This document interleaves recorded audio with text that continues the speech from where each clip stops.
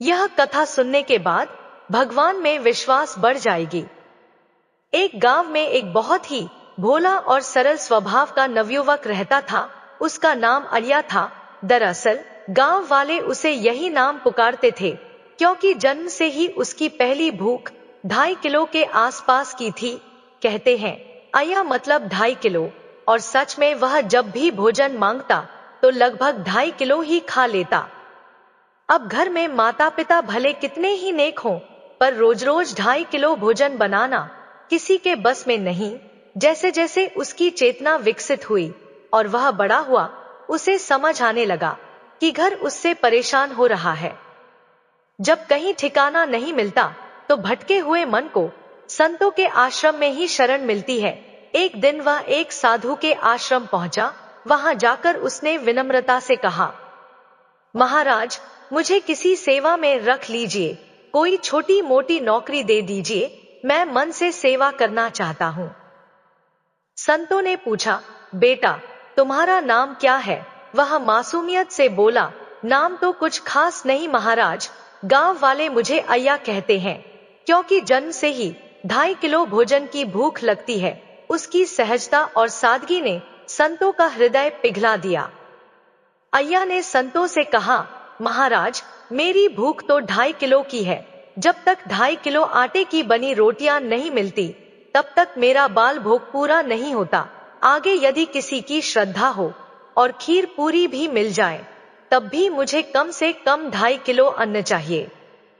संत मुस्कुराए और बोले, बेटा यहाँ आश्रम में रोज भंडारा होता है, तू चाहे 2.5 किलो खाए या 5 किलो, उसकी चिंता मत कर, लेकिन बदले में तू कौन सी सेवा कर सकता है?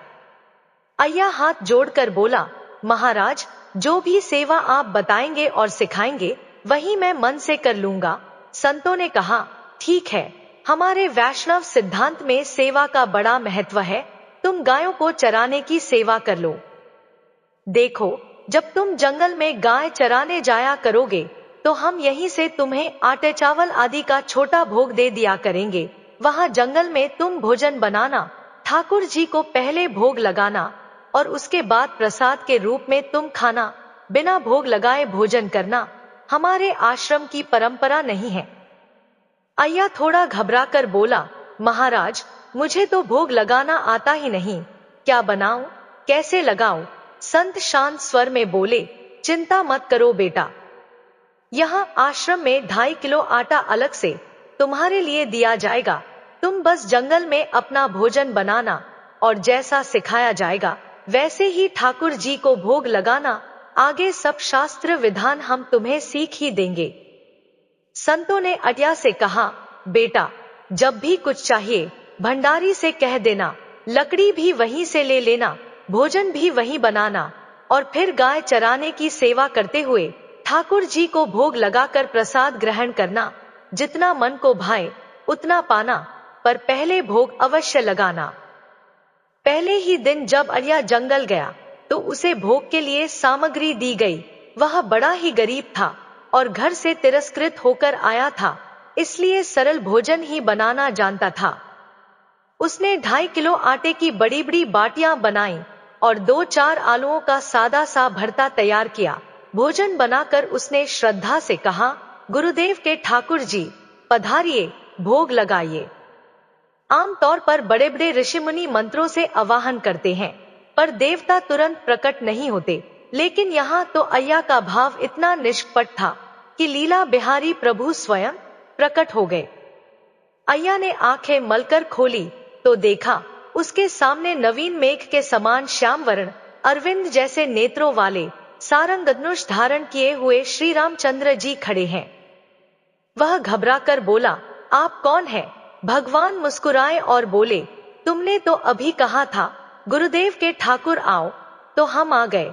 तुम्हारे गुरुदेव जिनकी सेवा करते हैं वही हम ठाकुर हैं, और तुमने बुलाया इसलिए हम आए। अय्या आश्चर्यचकित होकर बोला, सच में आप आते भी हैं? भगवान श्री राम हंसकर बोले, हाँ, आ ही तो गए, और तुम्हारी बाटियों और आलू के भरते की ऐसी सुगंध आ रही है कि हम भोग स्वीकार किए बिना कैसे जाते। गुरुदेव ने तुम्हें कहा था भोग लगाकर पाना, तो हम स्वयं भोग लेने आ गए। अय्या घबराते हुए बोला, नहीं नहीं प्रभु, सबको तो आप भोग में पाते नहीं, लेकिन शायद मेरे जैसे अज्ञान भक्त की पुकार में सच्चा भाव था, इसलिए आप आ गए। मैं तो कुछ जानता ही नहीं था, ना विधि ना मंत्र, इसलिए सोच रहा था कि आप कैसे पधार गए। भगवान श्री राम मुस्कुराकर बोले, अय्या, बड़े बड़े विद्वान और योगीजन ध्यान में बैठे प्रतीक्षा करते रहते हैं, फिर भी दर्शन नहीं पाते। इसी भाव को हरिवंश महाप्रभु ने लिखा है, मुनि मन ध्यान धरत नहीं पावत, करत विनोद संग बालक भट्ट। अर्थात जहाँ बड़े मुनि ध्यान में दर्शन नहीं पाते, वहाँ सरल हृदय वाले बालक की विनोद भावना में हम सहज प्रकट हो जाते हैं। अय्या बोला, प्रभु, आज तो आप मुझे यूं ही यहीं रख लोगे, क्योंकि आप स्वयं पधार आए हैं, मुझे तो विश्वास ही नहीं हो रहा। भगवान हंसकर बोले, अरे, जब तुम 2.5 किलो पा सकते हो, तो हम 2.5 मन क्यों नहीं पा सकते। भूख तुम्हारी ही नहीं, भोग की लाली तो हमें भी लगती है। अय्या ने संकोच से कहा, मुझे तो लगता था कि गुरुदेव के ठाकुर इतने भूखे नहीं होंगे। प्रभु, आप चाहें तो अलग पत्तल में ले लीजिए, मैं अपनी पत्तल अलग रख देता हूँ, बस आप प्रसाद ग्रहण कर लीजिए। भगवान ने समझाया, भोग ऐसे थोड़ी लगाया जाता है कि तुम अपना अलग रखो और हम अपना। भोग तो समर्पण है, तुम बस आंखें मूंद कर बैठ जाओ, जैसे तुम्हारे गुरुदेव भोग लगाते समय आंखें बंद कर लेते हैं। शुद्ध भाव से बैठो, बाकी हम कर लेंगे। भगवान ने अय्या से कहा, अब तुम आंख मूंद लो, हम भोग पाते हैं। अय्या ने सोचा, चलो, भगवान एक आध बाटी ही पाएंगे, परंतु वह बीच बीच में आंखें खोलकर देखने लगता। जब उसने झांक कर देखा तो आश्चर्य से चौंक गया, भगवान सारी बाटियां चट कर चुके थे। अय्या ने धीरे से कहा, प्रभु, आज तो आप हमें भूखे ही रख दोगे क्या। भगवान मुस्कुरा उठे और बोले, अय्या, तुम्हारे गुरुजी ने आज तुम्हें भोग लगाने के लिए इसलिए भेजा था क्योंकि आज एकादशी है। तुम्हारे गुरुजी स्वयं एकादशी छोड़ देते हैं, इसलिए आज भोग सामग्री देकर तुम्हें भेजा गया। अब से हम तुम्हें रोज अमनिया दिलवाएंगे, तुम रोज आना, भोग लगाना। अय्या बोला, प्रभु, आप अगर रोज बुलाएंगे तो हम रोज आ जाएंगे। भगवान ने सिर हिलाकर कहा, तो ठीक है, हम बुलाएंगे। अगले दिन अय्या आश्रम पहुंचा और उत्साह से बोला, गुरुजी, आपके ठाकुर जी आए थे और मेरी सारी बाटियां खा गए। अब आज से 5 किलो आटा देना होगा, 2.5 किलो ठाकुर जी के लिए और 2.5 किलो मेरे लिए। आश्रम के भंडारी हंस पड़े, आखिर वहां तो कुंतलों का भंडार था, आटा मांगने की कोई सीमा नहीं थी। अब रोज 5 किलो आटा, साथ में भरता बनाने के लिए आलू आदि भी दे दिए जाते। सुबह सुबह अय्या गायों को लेकर जंगल की ओर निकल जाता। एक जगह उन्हें चरने छोड़कर वह उपले बटोरता, आग सुलगाता और वहीं अपने हाथों से भोजन बनाता। फिर पहले ठाकुर जी को भोग लगाता और फिर स्वयं प्रसाद पाता। अय्या रोज की तरह जंगल पहुंचा, उपले जलाकर उसने सुंदर गोल गोल बाटियां बनाई। आग अच्छी तरह पक चुकी थी, इसलिए बाटियां बहुत ही स्वादिष्ट बनी। साथ ही आलू का भुर्ता तैयार किया और बड़े बड़े जंगल के पत्तों से पत्तल सजाई। फिर उसने श्रद्धा से पुकारा, गुरुदेव के ठाकुर, पधारो। कुछ ही क्षणों बाद जब उसने आंखें खोलकर देखा तो उसके सामने श्री रामचंद्र जी विराजमान थे, लेकिन आज उनके साथ सीता माता भी पधारी थी।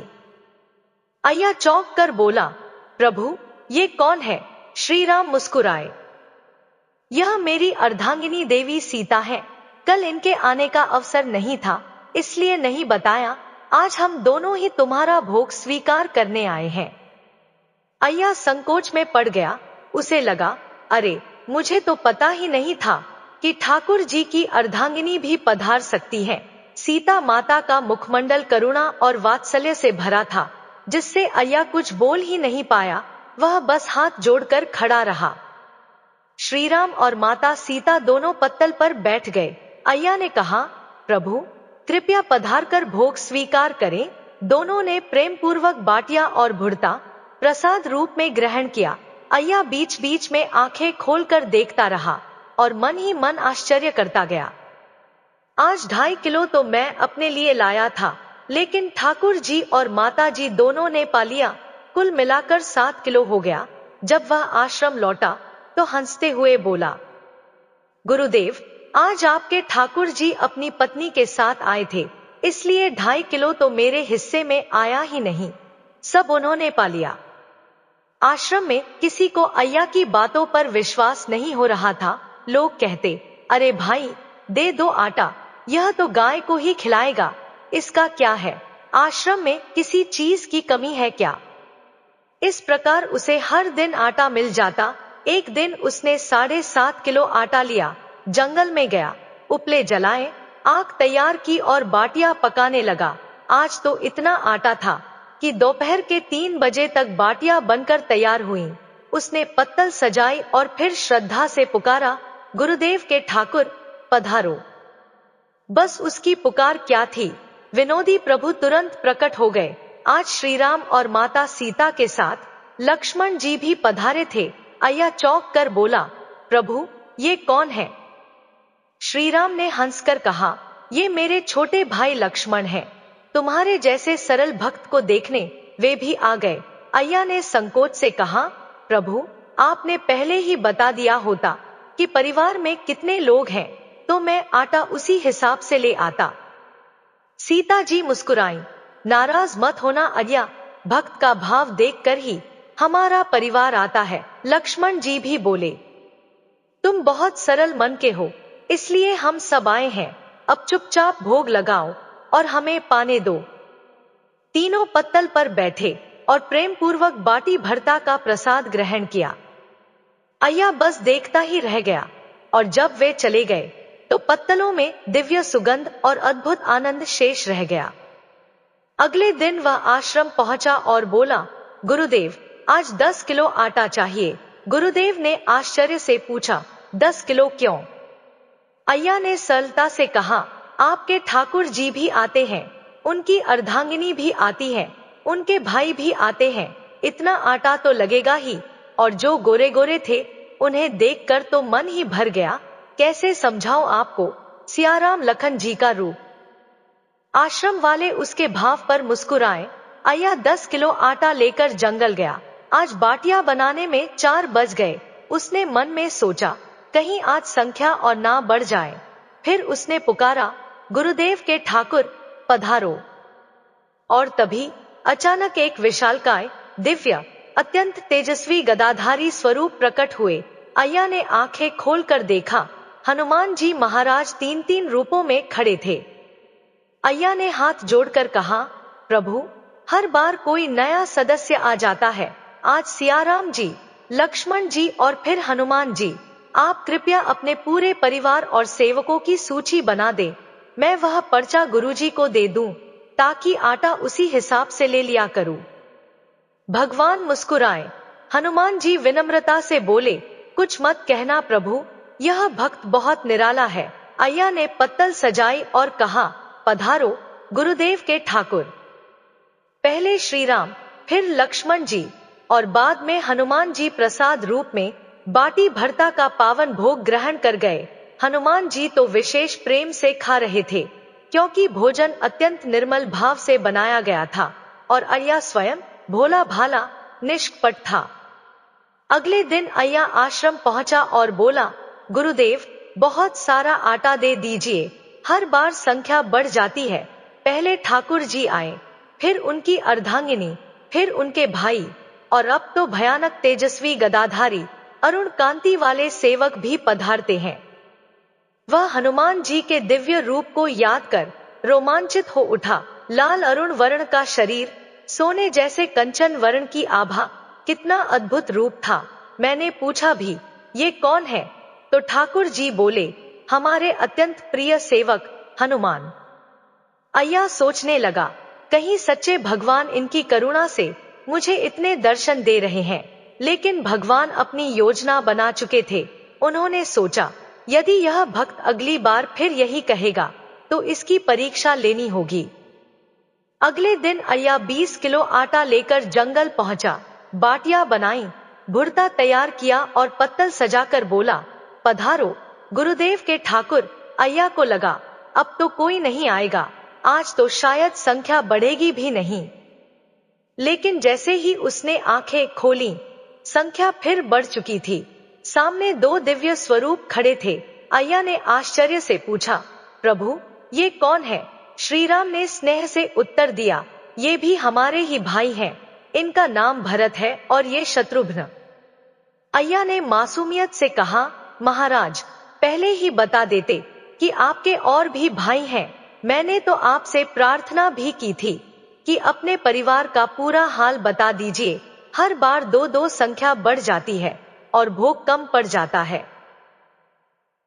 अगले दिन वह आश्रम पहुंचा और बोला, गुरुदेव अब तो आटा 25 किलो वाली बोरी में भर दीजिए। आपके इतने ठाकुर आते हैं कि एक एक कर संख्या बढ़ती ही जा रही है। आज पूरा दिन लगाकर ही बन पाएगा। गुरुदेव मुस्कुराए और बोरी दे दी। अय्या 25 किलो आटा लेकर जंगल गया और अंत में श्रद्धा से पुकारा, गुरुदेव के ठाकुर पधारो। और आज उसने कुछ भी विशेष नहीं बनाया था, सिर्फ साधारण, निर्मल और भावपूर्ण भोग रखा था। आइए प्रभु, आज ना तो बाटी की खुशबू आ रही थी, ना ही भरता की। भक्त ने विनम्र होकर कहा, प्रभु आज आपके साथ माता सीता भी है और आपके सेवक भी। इतने दिनों से आप हमारे हाथ का भोजन खाते रहे। आज हमारी इच्छा है कि हम आपके हाथ का प्रसाद पाएं। आप अपनी रुचि से बनाइए प्रभु। श्रीराम ने सीता जी की ओर देखा। भक्त की अलबेली भक्ति देखकर माता सिया मुस्कुराई और कहा, प्रभु भक्त की भावना अनंत सामर्थ्य वाली होती है, उसकी इच्छा अवश्य पूरी कीजिए। श्रीराम ने हनुमान जी को आदेश दिया, उपले और लकड़ियां इकट्ठा करो। भक्त का आदेश है और भक्त की प्रीति हमारा धर्म। हनुमान जी तुरंत सेवा में जुट गए। लक्ष्मण जी ने चूल्हा जलाना शुरू किया।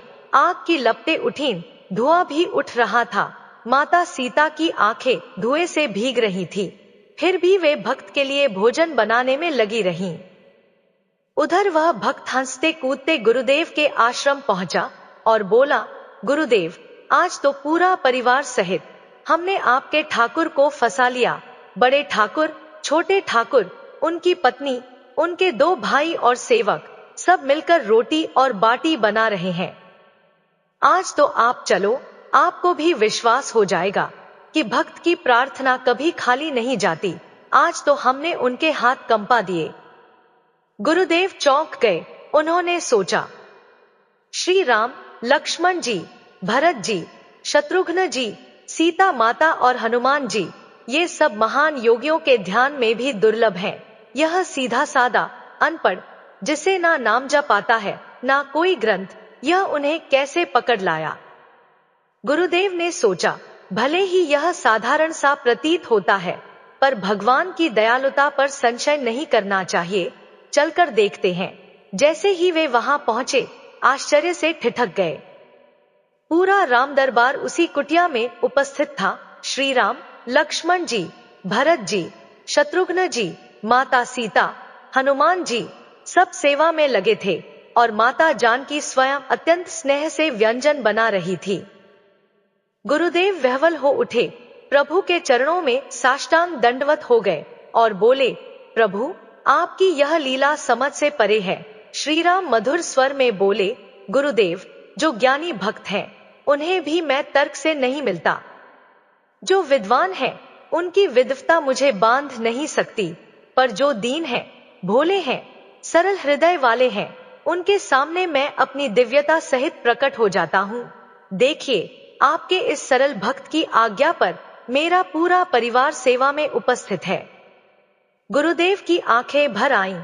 उन्होंने समझ लिया कि प्रभु की कृपा से ही यह दिव्य सौभाग्य प्राप्त होता है और इसमें उनके शिष्य की निष्कपट भक्ति का भी बड़ा प्रभाव है। जब प्रभु ने भोजन कर लिया तो माता जानकी ने आदरपूर्वक उष्टामृत ग्रहण किया और भक्त से कहा, देखो आज तक तुम मुझे देख नहीं पाए, देखते हुए भी नहीं पहचान पाए। इसी कारण प्रभु कृपालु हैं। जो पहचान ना सके उसे भी अपनी कृपा से निहाल कर देते हैं। मित्रों, कथा यही कहती है कि एकांत में कभी श्री तुलसीदास जी भी रोकर प्रार्थना करते थे, हे प्रभु, आपकी कृपा बिना कोई आपको जान नहीं सकता, ना ही आपके स्वरूप को समझ सकता है। सीता जी, जो प्रभु के लिए प्राण संजीवनी समान है, उन्होंने अपने करकमलों से उस बालक को प्रसाद ग्रहण कराया। जैसे ही माता का स्पर्श मिला, उसके ऊपर से त्रिगुणमयी माया का मल दूर हो गया और उस बालक को सच्चिदानंद प्रभु का साक्षात्कार प्राप्त हुआ। वह निहाल हो गया। कथा का सार यही है कि किसी भी क्षण किस गुण के आधार पर कैसी कृपा बरस जाए, कोई नहीं जानता। सिर्फ एक बात आवश्यक है, हृदय में सहजता, सरलता और निष्कपट विश्वास। हमारी स्वामिनी जानकी जी स्वयं सहज है, इसलिए भक्त के भीतर भी वही सहज भाव होना चाहिए। उस बालक में ना कोई नाम जप था, ना कोई पाठ, ना कोई शास्त्र ज्ञान, फिर भी वह दुर्लभ सौभाग्य उसे मिला। गुरुदेव ने कहा, सिर्फ भोग लगाकर प्रभु को पाना नहीं होता, भगवत साक्षात्कार का मार्ग सरल, स्वच्छ, सहज और निश्चल भाव में है। प्रभु नित्यानंद जी का जन्म वीरभूमि जिले के अंतर्गत स्थित चाका नामक एक छोटे से ग्राम में हुआ। इस ग्राम से कुछ दूरी पर मोडेश्वर नाम का एक अत्यंत प्रसिद्ध शिवलिंग था, जिसका प्राचीन और शुद्ध नाम मयूरेश्वर माना जाता है। यह तथ्य अनेक महापुरुषों के जीवन में बार बार दृष्टिगोचर होता है कि भगवान शंकर की विशेष कृपा के बिना भगवान श्रीहरि की भक्ति प्राप्त होना अत्यंत दुर्लभ है। चाहे राधा बाबा के प्रसंग देखें, नरसिंह मेहता जी का चरित्र अथवा अन्य संतों का जीवन, हर जगह शिव कृपा का अद्भुत प्रभाव स्पष्ट मिलता है।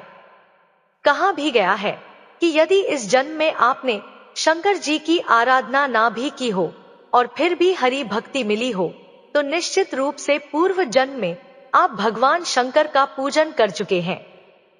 बिना शिव आराधना के हरि प्रेम और हरि आश्रय प्राप्त होना लगभग असंभव सा है। एक गुप्त मत में तो यह तक कहा गया है, शंकर भजन बिना नर भगत ना पावे। अर्थात पहले भगवान शंकर की कृपा, फिर उनके मार्गदर्शन से श्यामा श्याम के चरणों में प्रीति प्राप्त होती है। यह सिद्धांत सभी महान संतों के जीवन में परिलक्षित होता है। इन्हीं मयूरेश्वर महादेव जी के समीप वह ग्राम स्थित है।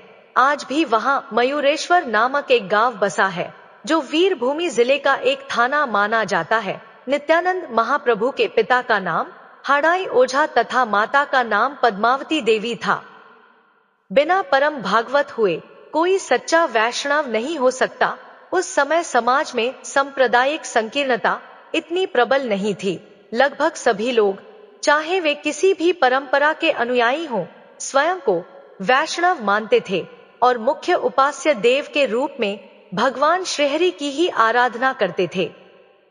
पूर्वकाल में भक्तजन हरिपूजन को ही प्रधान मानते थे, किंतु इसके साथ ही अन्य देवताओं की भी समय समय पर श्रद्धा और भक्ति से आराधना किया करते थे।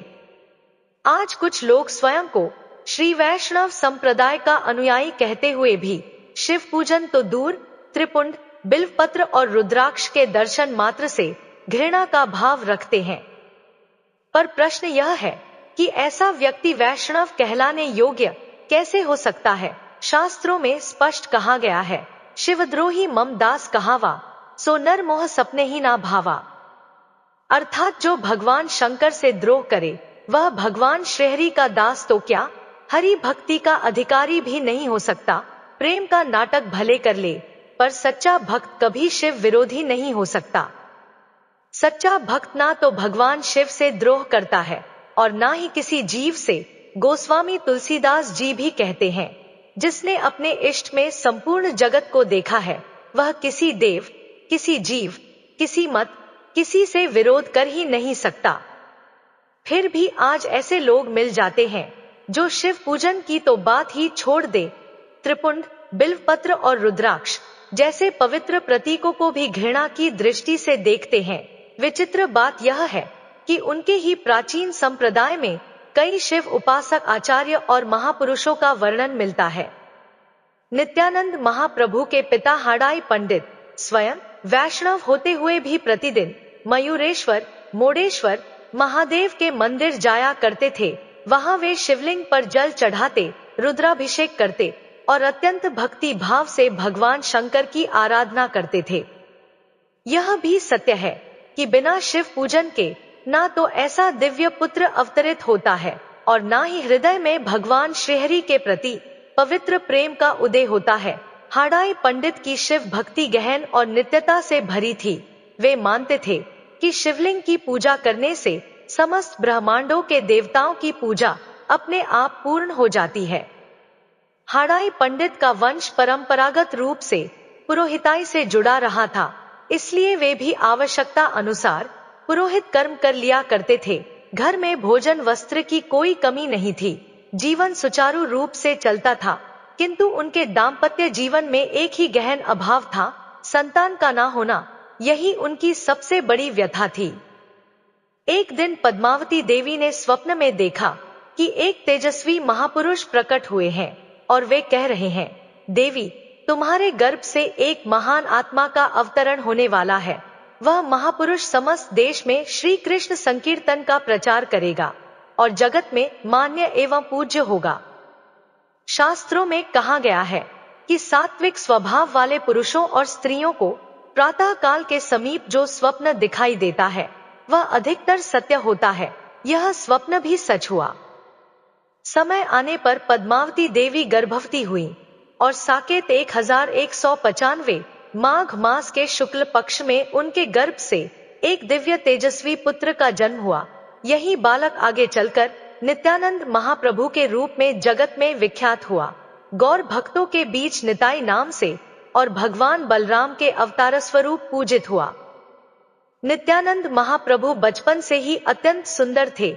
इकहरा और संतुलित शरीर, लावण्य से भरा मुखमंडल, गौर वर्ण, बड़ी बड़ी स्पष्ट और मनमोहिनी आंखें। उनके सौंदर्य के साथ साथ उनकी बुद्धि भी असाधारण थी। बाल्यावस्था से ही उनमें तीक्ष्ण मति, तेजस्विता और सरलता का अद्भुत संगम दिखाई देता था। 5 वर्ष की आयु में नित्यानंद महाप्रभु का विद्यारंभ संस्कार संपन्न कराया गया। संस्कार होते ही वे अत्यंत मनोयोग और एकाग्रता के साथ अध्ययन में लग गए। कुछ ही समय में उन्होंने संस्कृत साहित्य, व्याकरण और प्रारंभिक शास्त्रों का उत्तम ज्ञान प्राप्त कर लिया।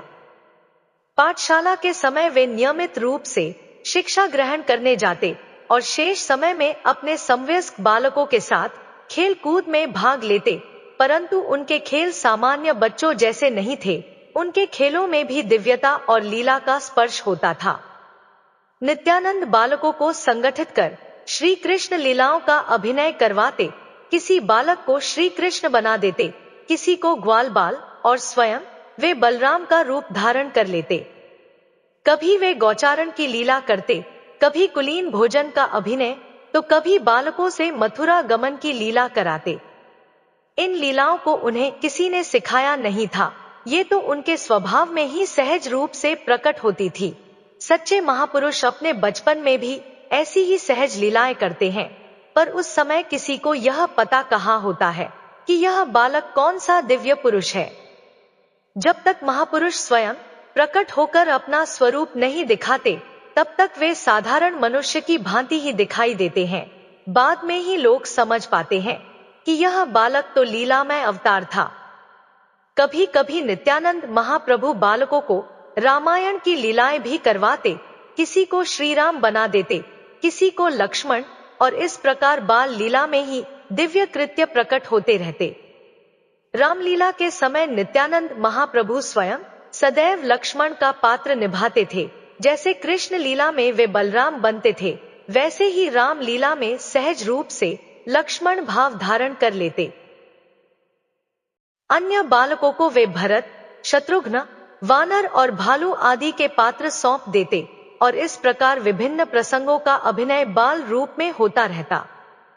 कभी वे वन गमन की लीला करते, कभी चित्रकूट का भाव प्रकट करते, कभी सीता हरण का प्रसंग बालकों से अभिनय करवाते। एक दिन रामलीला में नित्यानंद महाप्रभु लक्ष्मण भाव में मूर्छा लीला कर रहे थे। प्रसंग के अनुसार वे लक्ष्मण बनकर मेघनाथ की शक्ति लगने से अचेत हो गए थे।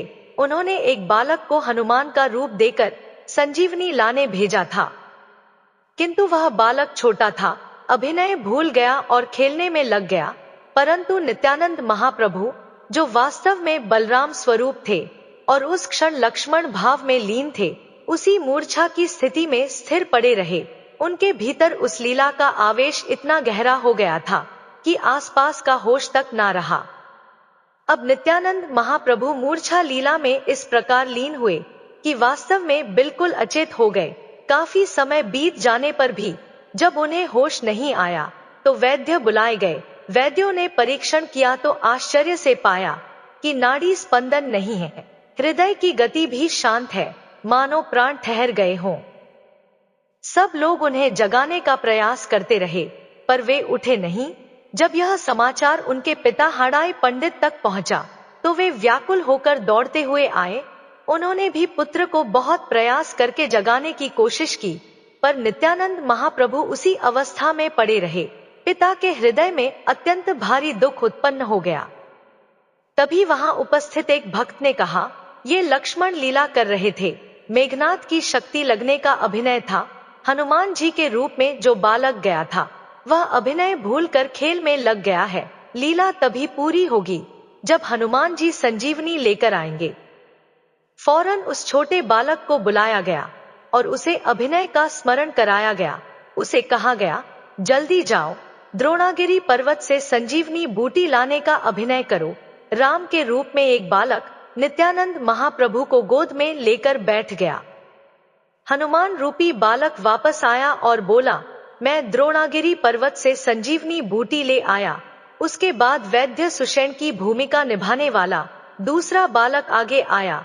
उसने संजीवनी बूटी को सूंघने का अभिनय कराया और जैसे ही यह हुआ, नित्यानंद महाप्रभु तुरंत चेतना में आ गए। यह देखकर सभी आश्चर्यचकित रह गए, क्योंकि डॉक्टरों ने स्पष्ट कहा था कि नाड़ी और हृदय दोनों स्थिर थे। इस प्रकार नित्यानंद महाप्रभु अपने बाल्यकाल में ही विविध शास्त्रीय लीलाओं का ऐसा दिव्य अभिनय किया करते थे, जिनमें दिव्यता और वास्तविकता का अद्भुत संगम होता था। पढ़ाई लिखाई में नित्यानंद महाप्रभु अपने सभी सहपाठियों में सर्वश्रेष्ठ माने जाते थे। उनकी बुद्धि अत्यंत तीक्ष्ण थी। सामान्यतः देखा जाता है कि पिता का स्नेह बड़े पुत्र पर अधिक होता है और माता का प्रेम अक्सर सबसे छोटे बच्चे पर केंद्रित होता है। ऐसे में बीच का बालक प्रायः उपेक्षित माना जाता है, पर यदि वही बालक ईश्वर का प्रिय बन जाए, रूप गुणों में अद्वितीय हो और उसमें सहज भगवत भाव प्रकट हो, तो वह दुर्लभ व्यक्तित्व बन उठता है। नित्यानंद महाप्रभु भी बाल्यकाल से ही रूप, गुण और भक्ति सभी में अनुपम थे। इसीलिए उनके पिता हाड़ाई पंडित उन्हें प्राणों से भी अधिक प्यार करते थे। वे जहां भी जाते, नित्यानंद को साथ अवश्य ले जाते। उनके बिना ना उन्हें कहीं जाना अच्छा लगता था, ना अकेले भोजन करना। माता पद्मावती देवी भी उनके मनोहर कमल समान मुख को देखकर आनंद से भर उठती थी। ऐसा प्रतीत होता था कि उनका हृदय नित्यानंद के दर्शन मात्र से आनंद सागर में डूब जाता हो। इस प्रकार नित्यानंद महाप्रभु का बचपन से लेकर लगभग 13 वर्ष की आयु तक का समय अत्यंत प्रेम और स्नेह में व्यतीत हुआ। हाड़ाई पंडित स्वयं बड़े साधु सेवी और भक्तिभाव से पूर्ण व्यक्ति थे। उनके घर में अक्सर साधु संतों का आगमन होता रहता था। जो भी संत आते, पंडित जी घर में उपलब्ध रूखे सूखे अन्न से भी यथाशक्ति श्रद्धापूर्वक उनका सत्कार करते। एक दिन एक सन्यासी उनके घर पधारे। हाड़ाई पंडित ने बड़ी विनम्रता और श्रद्धापूर्वक उनका स्वागत किया। पद्मावती देवी ने अत्यंत शुद्धता के साथ अपने हाथों से दाल, चावल, पकी हुई सब्जियां और विभिन्न प्रकार के साग आदि बनाकर परोसे। पंडित जी ने भक्तिभाव से सन्यासी को भोजन कराया। उनकी श्रद्धा और सेवा देखकर सन्यासी अत्यंत प्रसन्न हुए। अनुरोध करने पर वे 2-4 दिन वहीं ठहर गए। उन दिनों हाड़ाई पंडित और उनके परिवार ने अपनी पूरी सामर्थ्य से उनकी सेवा शुश्रूषा की। वे सन्यासी अत्यंत तेजस्वी और अद्भुत रूपवान थे। उनके मुखमंडल पर ऐसा प्रतीत होता था मानो किसी भागवत ज्योति का तेज निरंतर प्रकाशित हो रहा हो। उनकी आकृति में गंभीरता, पवित्रता, सत्यनिष्ठा और भगवत भक्ति का भाव स्पष्ट झलकता था। नित्यानंद महाप्रभु के पिता हाड़ाई पंडित को उन सन्यासी पर अत्यंत श्रद्धा हो गई। वे सोचते, इतनी कम आयु में ऐसा तेज, ऐसा प्रभाव, अवश्य ही ये कोई महान महात्मा होंगे। सन्यासी के दिव्य व्यक्तित्व ने पंडित जी को भीतर तक प्रभावित कर दिया। एक दिन एकांत में बैठकर सन्यासी ने हाड़ाई पंडित से कहा, पंडित जी, आपने मुझे भिक्षा दी, अतिथि सत्कार किया, अब दक्षिणा भी दीजिए। यह सुनकर हाड़ाई पंडित अत्यंत विनम्र होकर बोले, प्रभु, सच्ची बात तो यह है कि इस दीनहीन गरीब मनुष्य के पास देने लायक कुछ भी नहीं है। भोजन भिक्षा तो हम किसी तरह कर देते हैं, परंतु धन दौलत इतनी नहीं कि आपको दक्षिणा स्वरूप कुछ अर्पित कर सके। इसलिए आप जो मांगेंगे वह हमारे सामर्थ्य से बाहर होगा। भगवान की कृपा से इतना अन्न तो उपलब्ध है कि हमारा साधारण निर्वाह हो जाता है। आप ही बताइए, मेरे पास ऐसी कौन सी वस्तु है जिसे मैं आपको दक्षिणा के रूप में दे सकूं। जो कुछ भी घर में है वह आपका ही प्रसाद है। आप बस संकेत कर दीजिए, मैं तत्क्षण उसे समर्पित कर दूं। यदि आप चाहें तो मैं अपने प्राण तक आपको दे सकता हूं। यह शरीर भी आपका ही है प्रभु, आप जो आदेश दे मैं उसी क्षण पालन करूंगा। यह सुनकर सन्यासी जी गंभीर हो गए और बोले, पंडित जी, मेरी दृष्टि में वह वस्तु आपके पास अवश्य है और उसे देने में केवल आप ही समर्थ हैं। वह धन नहीं है, ना कोई पार्थिव वस्तु, अत्यंत मूल्यवान है और मुझे यह भी पता है कि जब मैं उसका नाम लूंगा तो आप इनकार नहीं कर पाएंगे, क्योंकि वह वस्तु आपको अत्यंत प्रिय है। हाड़ाई पंडित ने विनम्रता से कहा, भगवन, मैं तो यही जानता आया हूं कि मनुष्य के लिए उसके प्राण ही सबसे अधिक प्रिय होते हैं। यदि आप अभी आदेश दे तो मैं अपने प्राण भी आपको समर्पित कर दूं। जब मैं प्राण दे सकता हूं तो फिर कौन सी वस्तु शेष रह गई। इस पर सन्यासी जी ने शांत किंतु दृढ़ स्वर में कहा, मैं तुम्हारे शरीर के भीतर के प्राण नहीं चाहता पंडित जी, मुझे तुम्हारे शरीर के बाहर के प्राण चाहिए।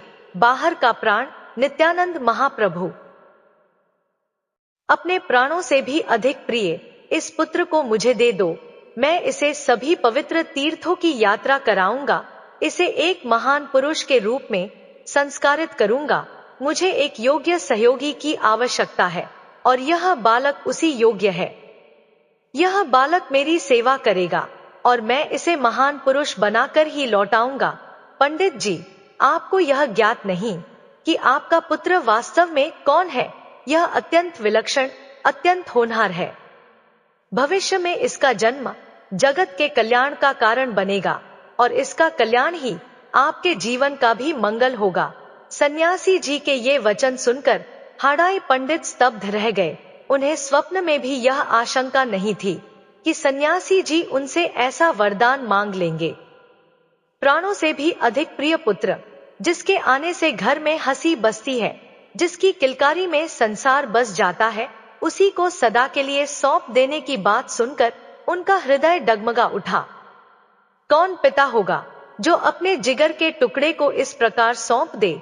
इस वेदना का अनुमान केवल वही कर सकता है जिसके भीतर सहृदयता हो। ऐसा ही प्रसंग तो महाराज दशरथ के सामने भी आया था, जब विश्वामित्र जी राम लक्ष्मण को मांगने राजसभा में पहुंचे थे। दशरथ जी क्षण भर में विचलित हो उठे थे। उन्होंने स्पष्ट कहा था, हे मुनिदेव, शरीर धारण करने वाले जीव के लिए उसके देह और प्राण से बढ़कर कुछ नहीं होता। यदि आप चाहें तो मैं अभी अपने प्राण आपके चरणों में अर्पित कर सकता हूँ, किंतु मेरे सभी पुत्र मुझे प्राणों के समान प्रिय हैं। राम को देने में मेरे पैर डगमगा रहे हैं। हे गोसाई। तब गुरु वशिष्ठ जी ने उन्हें समझाया था, राजन, इसमें आपका भी यश है और आपके पुत्र का भी मंगल। राम का जाना देव कार्य के लिए आवश्यक है, जाने दीजिए। इसी प्रकार का कठोर संकल्प आज हाड़ाई पंडित के सामने भी खड़ा था, प्राणों से प्यारे पुत्र को सन्यासी को समर्पित करने का। विश्वामित्र जी के आग्रह पर जैसे महाराज दशरथ ने अत्यंत विवश होकर राम लक्ष्मण जी को समर्पित किया था, वैसे ही उस तेजस्वी सन्यासी ने भी बार बार हाड़ाई पंडित को धर्म की दृष्टि से समझाया। मैं तुम्हारे पुत्र को साधारण भाव से नहीं मांग रहा हूँ। यह बालक महान पुरुष बनने की सामर्थ्य रखता है। यहाँ रहकर यह अपनी पूर्ण क्षमता को नहीं पा सकेगा। इसे मेरे साथ चलने दोगे तो इसका भी कल्याण होगा और तुम्हारा भी मंगल इसी में है। हाड़ाई पंडित ने सोचा, एक संत ने दक्षिणा मांगी है और हमारे पास देने योग्य कोई वस्तु नहीं। यदि यह दक्षिणा मेरे पुत्र के भविष्य के लिए श्रेष्ठ हो तो मुझे स्वीकार करनी चाहिए। उन्होंने नित्यानंद जी की ओर देखा। केवल 13 वर्ष की आयु थी, परंतु उनके मुख पर अद्भुत धैर्य था। बालक नित्यानंद ने निश्चल भाव से स्वीकृति दे दी। यह देखकर पिताजी का मन दृढ़ हुआ। उन्होंने आनंद और विषाद के मिश्रित भाव से अपने प्रिय पुत्र का कोमल हाथ पकड़कर सन्यासी जी के हाथों में सौंप दिया और कहा, भगवन, यह आपकी ही वस्तु है, इसे स्वीकार करें। नित्यानंद महाप्रभु ने हाथ पकड़ते ही माता पिता से मुंह फेर लिया, ना पीछे देखा, ना रुके, ना डगमगाए। महापुरुषों का यही स्वभाव होता है। जहां से उनकी आध्यात्मिक यात्रा आरंभ होती है, वहां से वे पीछे मुड़कर नहीं देखते। उस क्षण से वे गुरु के साथ चल पड़े। फिर जीवन भर ना जन्मभूमि लौटे, ना माता पिता को देखा, ना कुटुंबियों से भेंट की, ना किसी संबंध की ओर दृष्टि उठाई। सन्यासी जी के साथ नित्यानंद जी ने भारतवर्ष के लगभग सभी प्रमुख तीर्थों का व्यापक भ्रमण किया। इसी तीर्थ यात्रा के दौरान उनका सौभाग्यपूर्ण साक्षात्कार श्रीमद् माधवेंद्रपुरी जी से हुआ। उनके सान्निध्य में नित्यानंद जी को श्री कृष्ण भक्ति का अमृत मिला और वे प्रगाढ़ प्रेमरस में निमग्न हो गए। कुछ समय पश्चात जब वे उनसे विदा हुए तो ब्रजधाम की ओर आए। उनके साथ आए सन्यासी कहाँ रह गए, इसका कोई स्पष्ट प्रमाण नहीं मिलता। ब्रज में पहुंचने पर नित्यानंद जी को ज्ञात हुआ कि नवद्वीप में चैतन्य महाप्रभु प्रकट हो चुके हैं और अपनी शीतल दिव्य किरणों से संसार रूपी तप्त मरुभूमि को कृष्ण नाम संकीर्तन में मग्न कर रहे हैं। यह सुनकर उनका मन गौरांग महाप्रभु के दर्शन के लिए व्याकुल हो उठा। अधिक समय तक ब्रज में ठहरना उनके लिए संभव न हुआ। वे प्रयाग और काशी मार्ग से होते हुए सीधे नवद्वीप पहुंचे। नवद्वीप में पहुंचकर भी वे तुरंत महाप्रभु से मिलने नहीं गए, बल्कि पंडित नंदनाचार्य के गृह में ठहर गए। उधर चैतन्य महाप्रभु ने दिव्य दृष्टि से उनके आगमन का पूर्वाभास पा लिया था।